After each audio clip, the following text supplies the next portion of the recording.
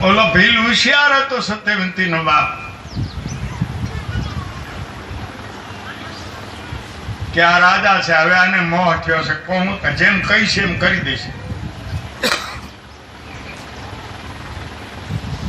કે દીકરી તો મારી પરણાવું, પણ તમારે ગંગાજી નો બીજો દીકરો છે, ગંગેવ અથવા તો દેવવ્રત. ભીષ્મ પિતા એવું પણ નામ પ્રતિજ્ઞાઓ લીધી, અહીંયાથી ભીષ્મ પિતા નામ પડ્યું, ભીષ્મ પ્રતિજ્ઞા. પછી એવી પ્રતિજ્ઞા કોઈને લીધી નથી. આ દીકરા મા બાપના માટે, પિતાને વૃદ્ધ પિતાની ઈચ્છા પૂરી કરવા માટે વક્તા સંત કેસા સર આ ફોટો પડ્યો હમણાં આવશે કેમેરા વાળો, મારો ફોટો જેવો છે એવો આવે ને.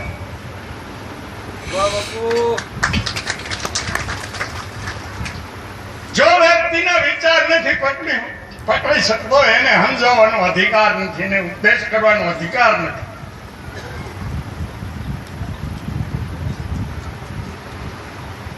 તમે કહો કે આ એની ખબર પડી જાય, હા એના તમે મુંગારો ખબર ન પડે કે અહીંયા પીડાઈ નથી હોતી. મામાં તો અહીંયા પીડાઈ નો પ્રગટ કરતા હોય છે.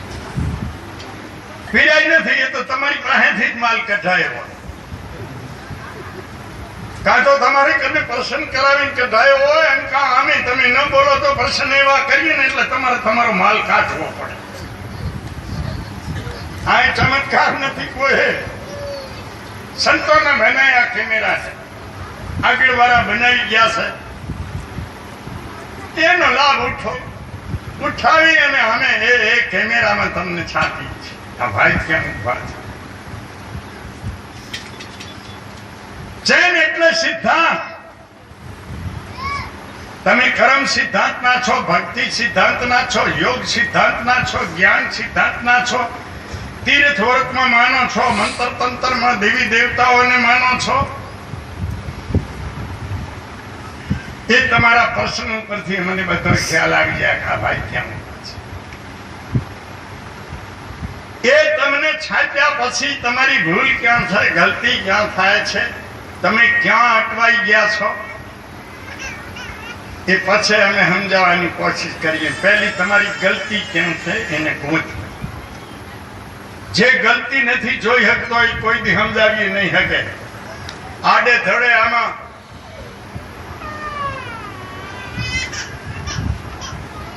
રામાયણ કેટલી વખત અમારી માતા બહેનોએ સાંભળી હશે.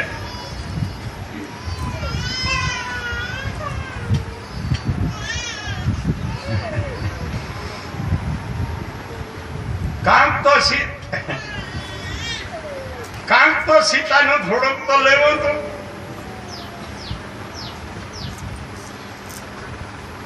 એ મારા વાલા રામાયણ માંથી એક પાત્ર લઈ લો એટલે તમે તમારું જ્યાં આવતું હોય, બાપનું હોય, દીકરાનું હોય, ભાઈનું હોય, ગુરુ શિષ્યનું હોય, હાહુ વહુનું હોય, દેરાણી જેઠાણીનું હોય, રાજા ને પ્રજાનું હોય, મિત્રનું હોય, શ્રોતા વક્તાનું હોય. તમારું જ્યાં પાત્ર આવે એ પાત્રને એકને તમે બરાબર તમે તમારા જીવનમાં મેળવી લ્યો. સાસુ હો તો કૌશલ્યા બની જાઓ, વહુ હોય તો સીતાજી બની જાઓ, ભાઈ હો તો ભરતજી લખનજી બની જાઓ, પિતા હો તો દશરથ મહારાજ બની જાઓ, પુત્ર હો તો રામ બની જાઓ, દેરાણી જેઠાણી હો તો ઉર્મિલાનું સીતા બની જાઓ. હે અને હોચ્યો હતો સુમિત્રા અને કૌશલ્યાના દેવીઓ બનો. જો કે કૈયા તમારાથી સમજાશે નહીં ને કૈયા બધાથી ઊંચી છે. આ બે કરતા કૈયા ઊંચી છે. क्या बात करो, चिड़िया कोड़ी की राम का कोड़ी की क्या बात करूं मैं, क्या बात.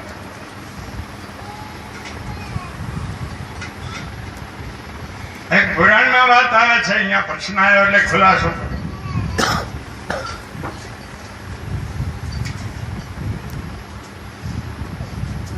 નિમિત્ત જોઈએ છીએ. અવતાર આવે સંત આવે એને કાંઈ નું કાંઈ નિમિત્ત જોઈએ છીએ. નિમિત્ત વગર કોઈ કાર્ય થતું નથી. નાનપણમાં રામ છોકરાની હારે રમત રમતા હતા તો અહીંયા એવો નિયમ રાખેલો હતો જ્યાં સુધી કોઈના માથે દાવ હોય ને દાવ જ્યાં સુધી ના આપે ત્યાં સુધી એને ઘરે નહીં જવાનું. અહીંયા અયોધ્યાના રાજભવનમાં હરિહર ચાલુ થયું તે તેડવા ગયા એક પછી એક બધા સુભદ્રાજી કૌશલ્યાજી દશરથ મહારાજ બીજા નોકર ચાકર. રામ આવે નહીં. મારો નિયમ છે હું મારા મિત્રોથી અન્યાય ન કરી શકું. છેલ્લે કે કયા ગયા કે લોકો એમ કે છે ને આવી હતી ને તેવી હતી. ઠીક છે એક એવા વિચારોનું ખંડન કરવા કે એવા સ્વભાવવાળા લોકો એને સંકેત દેવા કહેતા હો તો ભલે, પણ કેકિયાની તો મારી ઘરે સાબિતી છે. હા, છેલ્લે કેકિયા આવે કે બેટા તમને ખબર છે ને એક નવાલો પણ તમારા પિતાજી મોઢામાં આપની ઘર મૂકતા નથી. કોઈ કુટુંબનો કોઈ તમારા વગર જમતો નથી. બધા જ રસોઈ ઠરે હરે એક પાસ તેડી ગયા એકાંત કે માં આવું તો ખરો પણ વચન આપવું પડે.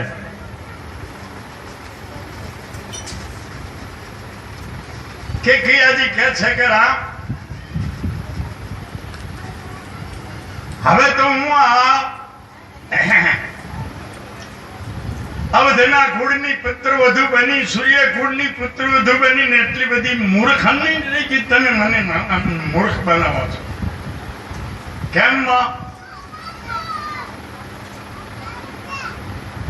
કે અમારા તમારા પૂર્વજોના કોઈ મહાન એક તપસ્યા મહાન એક કમાણીને લઈ અને સહેમત આપ ઈશ્વર અમારી ઘરે પુત્ર રૂપે પ્રગટ્યા છો. હું તમને હું વચન આપી શકી. આ કેકિયાજી કહે છે.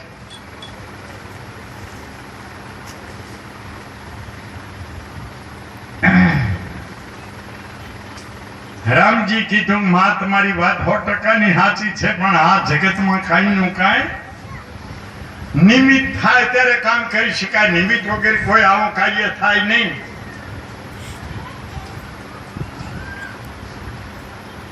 આ મારી 3 માવું છો તમે તો હો તો કોમળના ફૂલ જેવા એના હૃદય છે એ સહન નહીં કરી કે હું વાત કરીશ તો માં શક્તિ એક આત્મ હું મહાનતા દેખો છું. આપ મને વચન આપો, મને મદદ કરો, આપ નિમિત્ત બનો તો તમે જે મને અવતાર માનો છો એનું મારે કાર્ય પૂરું કરવું છે. આ લીલા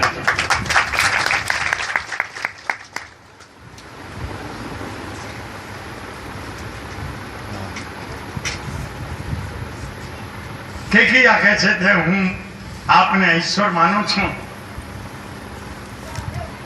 મારું હૃદય તો આવું ચાલતું નથી, પણ પ્રભુ મારા નામ માં લોકો થૂકશે કે એ બધું થશે. સત્કાર્ય કરવા જાવ અહીંયા બધું ખાય છે.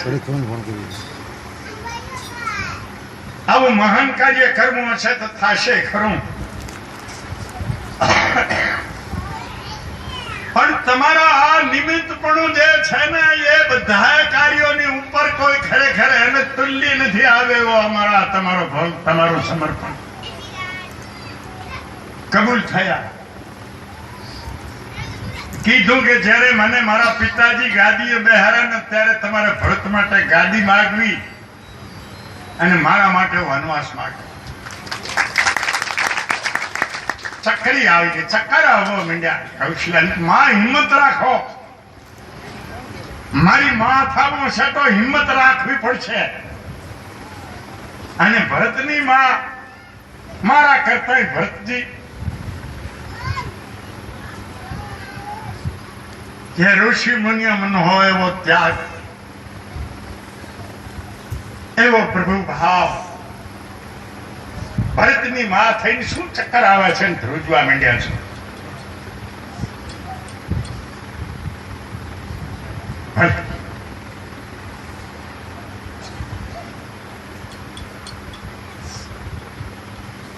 કેકૈયા ન હોય તો રામાયણ હોય નહીં.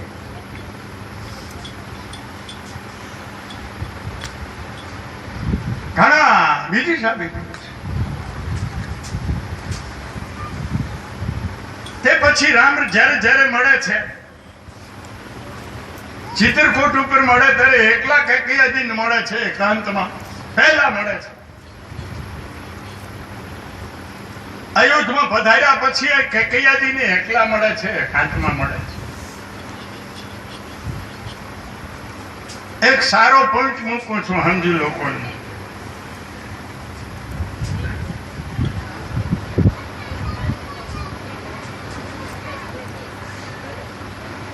ભલા કેકૈયાજી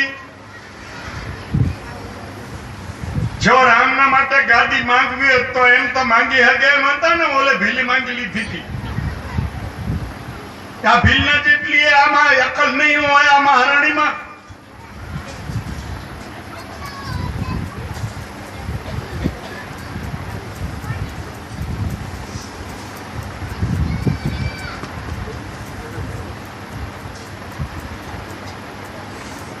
બિચારા શરીરે માંગતી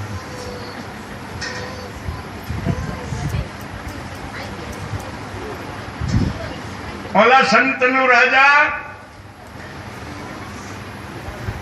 સત્યવતીની માંગણી કરી કે તમે લગ્ન કરો તો હસ્તિનાપુરની રાણી બનાવો.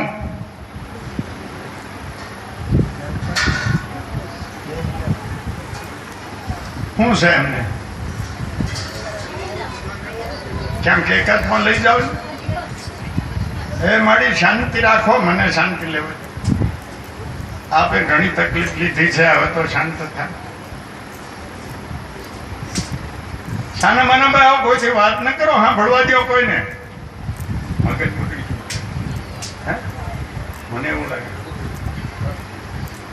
એકાંતમાં લઈ જવા.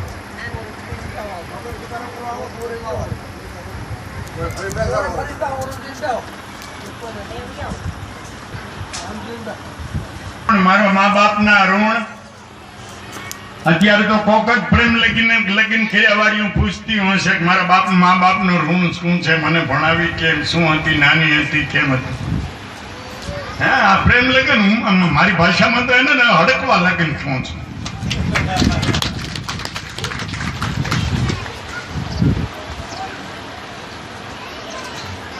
આ કાંક પૈસા દેખાય, આ કાંક સાંભળું ધોરણ દેખાણ. આ તો વાસનાનો હુમલો છે. હવે એ વાતને સિદ્ધ કરવા એ પાસે નહીં જવું. મારે લોક વાર્તાઓમાં જવું પડે, એ પાસે નહીં જાઉં. આપણો વિષયનું વિષાંતર થાય છે.